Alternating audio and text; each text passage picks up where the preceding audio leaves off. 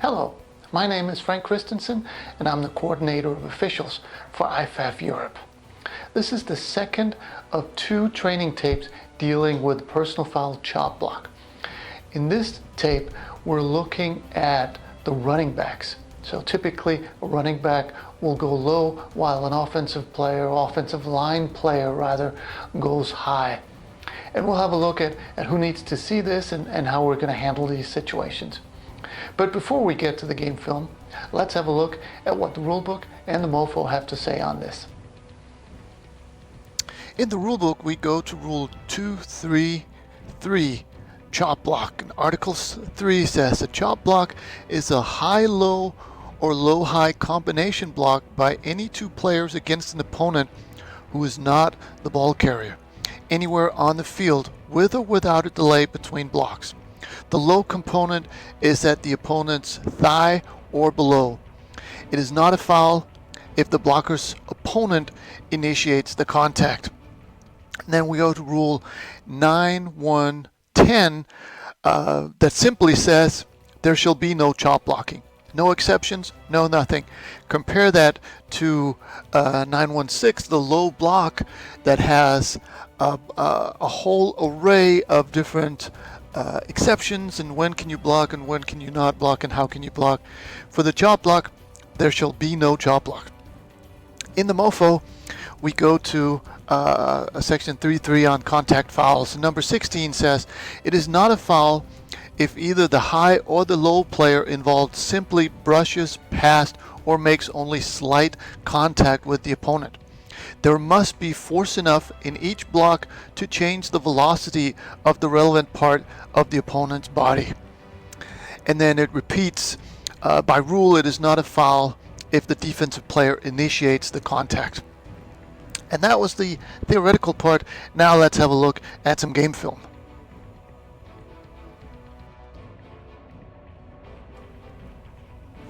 With running backs, it's a little bit different from a chop block on the line of scrimmage. Obviously, we're looking at the running back, but it's primarily going to be called by the referee and center judge simply because it happens in the offensive backfield.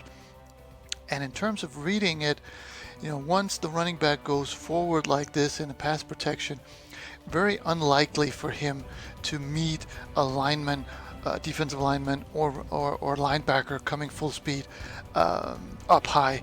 Typically, they're going to go low. Now, if they do that alone and they do it from the front, that's perfectly fine. Here, it happens in connection with the guard trying to go low. So we've got the high hit here, knocking the defender off balance, and then we've got the low hit here.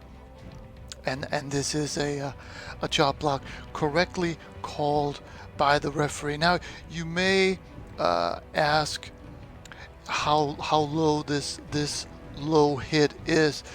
In my book, if the running back wants to go low and he ends up going low, I'm not going to split hairs here whether how high or how low this hit was. In that case, this is a safety foul and I'm going to call it.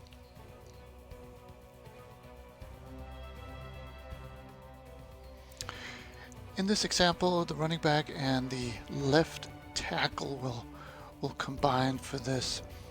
And again, we have solid high contact by the tackle, and then the running back goes low, correctly called by the referee. Now, with today's mechanics, this would be in a crew of 8. This would be a center judge key and a center judge call, since the referee would be focused on the quarterback and anything on his tackle, the tackle on his side of the ball, whereas the other side of the ball would belong to the official on the other side of the ball, i.e.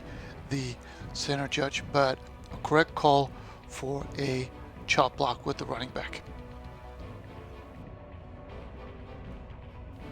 In this example, the running back is going to go to his left and help block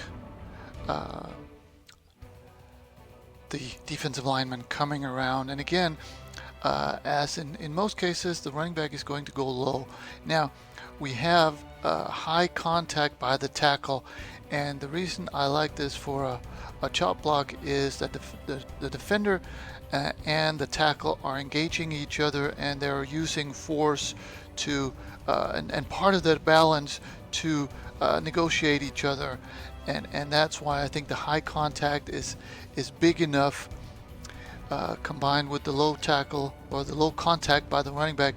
This is a dangerous chop block, correctly called by the center judge on this side of the field.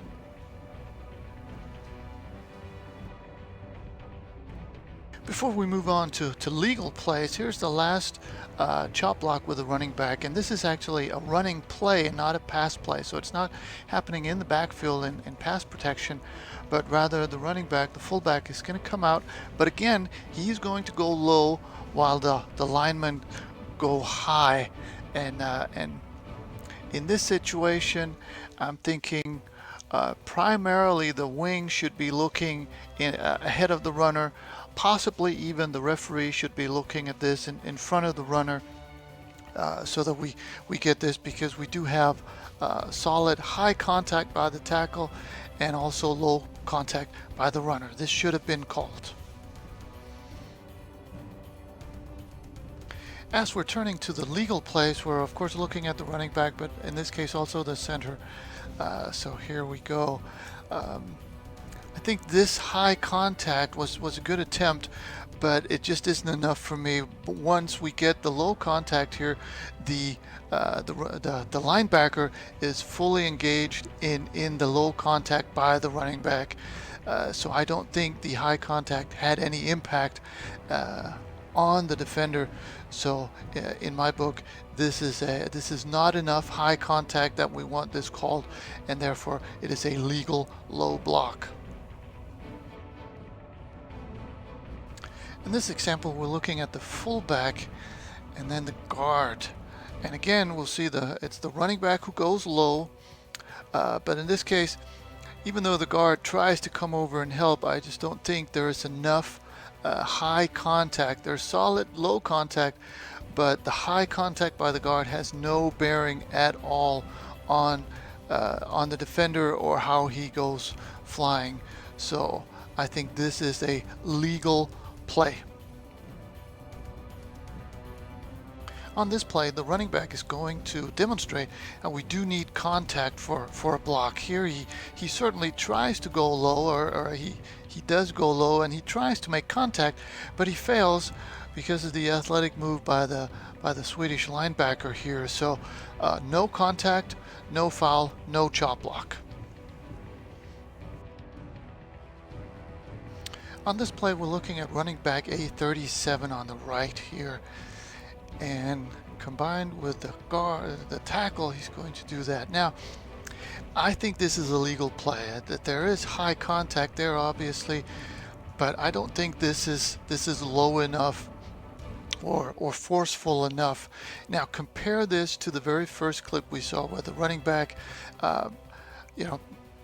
where there was doubt how low the low contact was, but in that play the running back went to the ground. Here he's really not, as he's doing the block, he's still staying up, and I think this is a shoulder to the midsection at best. So this is not enough in my book for a chop block.